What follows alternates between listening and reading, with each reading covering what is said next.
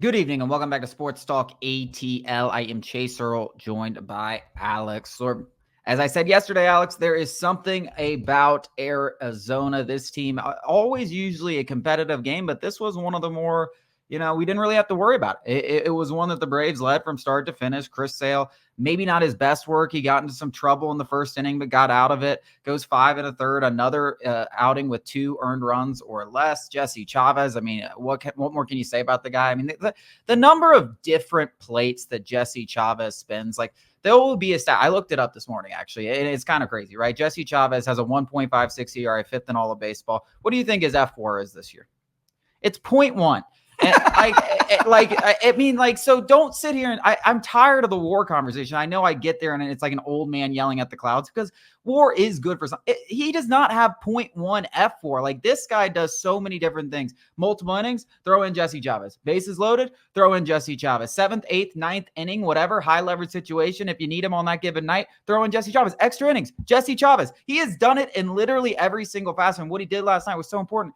Bullpen coming off an 11-inning game, coming off a stretch where you're playing 13 games in 13 days ahead of the All-Star break, and he goes out and saves the bullpen. That's going to have a ripple effect, and I'm just like, this man deserves to be in the All-Star game. What he's done over the last several years deserves to be in the All-Star game, and I know that there's other great relievers deserving. Jess Chavez deserves to be in the All-Star game. Yeah, and speaking on the actual All-Star game, it feels like it's more than just, he's deserving on merit, and, there's going to be high leverage guys. Jess Chavez has been used in high leverage situations, but most of the time it's low leverage or just in between situations.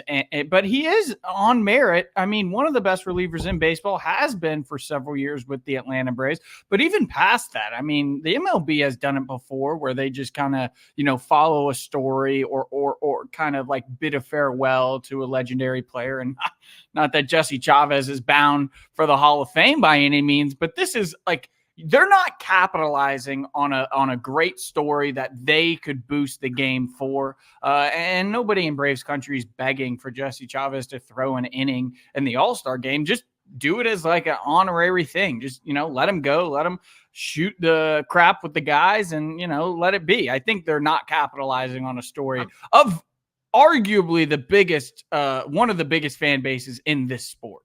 Yeah, I mean, it's like, I don't want to hear the merit thing because one, he is like, as you said, on merit, but the MLB still does this stupid thing where they let a player from each team into the All-Star game. And it's like, do you think, and listen, the Chicago White Sox, Luis Robert Jr., I believe is their representative, or maybe it's Gary Crochet. And those guys are deserving, right? And they've deserved to be in there. But there are teams, last year, the Oakland Athletics and stuff like that have no deserving All-Stars at all. And guess what? There aren't going to be any Oakland. They checked out in April. They checked out when their team went 3-15 in the first 18 games. Like, they haven't been watching it. Do you think they're going to tune into the All-Star game? You think they're like, yes, the All-Star game. I get to see my All-Star play for maybe one at bat. No, that's stupid. That's a stupid rule. And it's always been stupid. But if you're going to have rules like that kind of take away from the merit of the game, let a guy like Jess Chavez into the All-Star game, and it literally does nothing. And frankly, he probably deserves to pitch in it because, listen, not a lot of these teams even want their pitchers to pitch in it. So, let Jess Chavez go in there, throw an inning. It's a great story. It's one of the best stories in baseball, and he deserves it. Like, it's not just like, he's been in the league for 2 decades and doesn't have an All-Star game. Like, let's just throw him in there. No, it's like he's been one of the best relievers in baseball since 2021 for the Braves. 2023. No reliever with 70 innings or more pitched has a better ERA than Jess Chavez. So, the guy deserves it. And I get high leverage. They want it. They want, the superstars, the guys that throw 100 miles per hour. And I wouldn't even argue if you said, hey, Rosso Iglesias is more valuable than the rest. He is. There's no doubt about it, right? But it's just the story. It's the combination of the fact that he has been so productive with the story, with the fact that he's been in the league for 2 decades. It's a combination of everything. You don't have to just build your argument that Jess Chavez deserves to go to Dallas because of the merit or because of the story. It's all of it. And that's why it's overwhelmingly apparent to me that he should be invited. And again, he doesn't have to pitch. Like, I think baseball is really screwing themselves by not allowing more relievers. You've said it very often. And they don't have to go there and pitch. Like, they don't probably care all that much. It's about the honor. It's about the camaraderie. It's about the weekend and the week of festivities and things like that. and one of the biggest fan bases in your sport in Braves country, seeing a guy that they want probably more than Chris Sale, probably more than Ronaldo Lopez, probably more than Marcell Ozuna there in Jesse Chavez. Yeah, I mean, outside of Ronaldo Lopez, I mean, Chris Sale would probably give up his All-Star bid. Like, that guy's been to seven. That guy's been to 7 All-Star games, and I know this one's important to him because of everything Ozuna that's happened. Certainly would, but listen, I think I have a cautiously optimistic view that if we create enough noise about it, the MLB will do something. Now, they don't always do the smart thing or the right thing, but the guy deserves it off merit. The story's great. He deserves it. I know he spent a lot of time on that because there's a lot of things that happened in this game.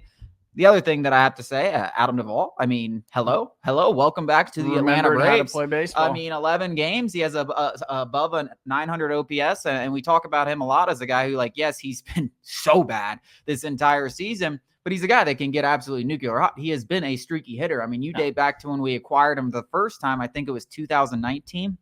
Guy came in after the trade and hit like 100. Like, he was terrible. Then 2020, monster season. 2021, we know what he did for that team on the way to the World Series. 2022, another big season. So, like, the guy is capable of being a big piece of this team. 2023 came out of the gates hot. So, yeah, Adam Duvall, it was since that walk-off. He's really just turned it on since that period. I think he's flirting around 170 WRC plus, which is just incredible given where he was prior to that. And it's just the kind of stuff the Braves need from him and kind of we're expecting. With that being said, he's still not an everyday player. And I saw Braves fans being like, maybe we don't need as much outfield help. No. I don't care if a couple week hot streak is making you feel more confident in Adam Duvall. We brought him here as a platoon option. Nothing has changed over this 2-week stretch of him playing out of his mind. He's still got to be a platoon guy, even with Eddie Rosario potentially platooning with him when Michael Harris comes back. I still don't think you rest on your laurels. Another left-handed guy and probably another right-handed guy this Braves outfield could use. But it is good to see. I don't want to, stamp on his 2-week stretch here that he's been unbelievable. Here's the thing. You get a bunch of guys in here that can get hot as hell, and then you just play the hot hand. Like, yes, platoon matchups matter, but, like, Adam Duvall has proven that sometimes he can hit righties when he's going as hot as hell, and maybe you do play him for a 3-week stretch, or maybe you play him every day in the playoffs because he's hotter than Hades. Yeah, but you get enough guys on this team. It's really just the depth. Like, you just keep throwing depth, get 3, 4. I mean, that's why you got 4 outfielders in 2021. It's the same idea. You're going to go ahead and get as many, and you play the hot hands, you play the matchups, and you give Brian Snitker enough options to give this team a chance to win with this pitching staff. The other thing I think worth mentioning, not too much to really say, but Austin Riley, if you go look at his stats for this season now, he's creeping up into where he has been over his last 3 years when he was a top 10 MVP candidate. He's near an 800 OPS. He's at 2.5 WAR about halfway through the season. So it looks like another 5-6 WAR season coming from the Braves third baseman. And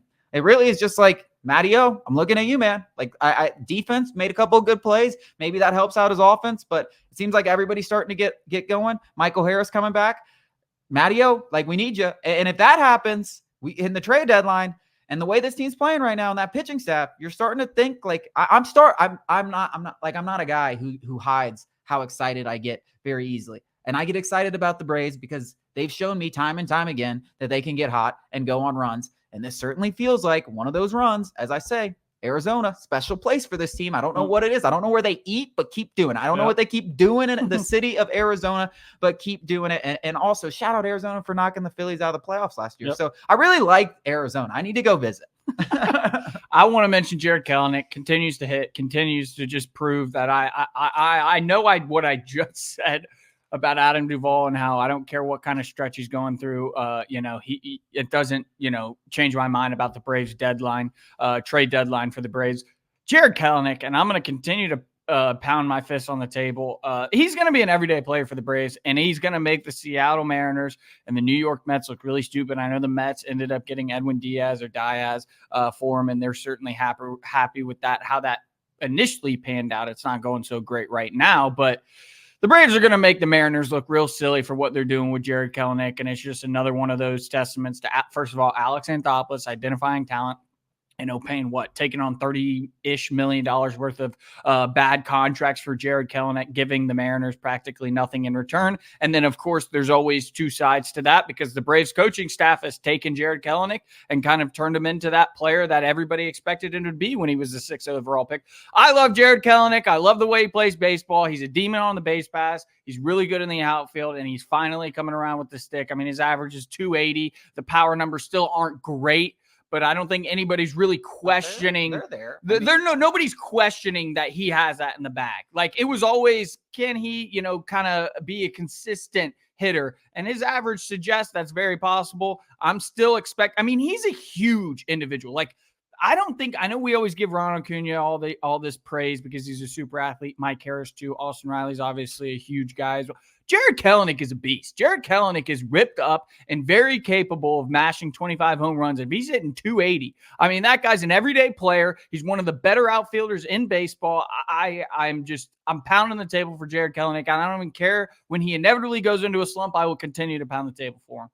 Yeah, I mean, listen, I think what excites you the most about Jared Kelenic is the upside, right? Like, there really is a guy that was a 6th overall pick that's still very young, that seems to have found a place that he's comfortable. And we talked about the intangibles that were happy. Yeah, it feels like, he talked about a fresh start. And I think he said it, I don't know if it was to Michael Harris or Marcell Ozuna, but he was like, I'm really happy to be in a place with a fresh start. I think that's all done positive things. I think he has the potential to be more than an everyday guy, maybe even a potential all-star guy. That's why we got him. That's what we kind of thought. That's what everyone thought he was going to be when he was one of the top prospects in the game, and he's still very young. So there's so much room for him to grow. And right now he's playing as good as anyone right now on this Braves team. But as I said, just get as many bodies. If Jared Kelenic can be your everyday guy, that's definitely the plan right now, as it seems today. But if he does go into a huge slump, get another left-handed bat. Get everything. Get everything. There's no reason for this team not to make 2 or 3 additions to the outfield and overkill it without Ronald Acuna, because you don't have the reigning NL MVP. And if they do that, I'm very excited about the trajectory in the second half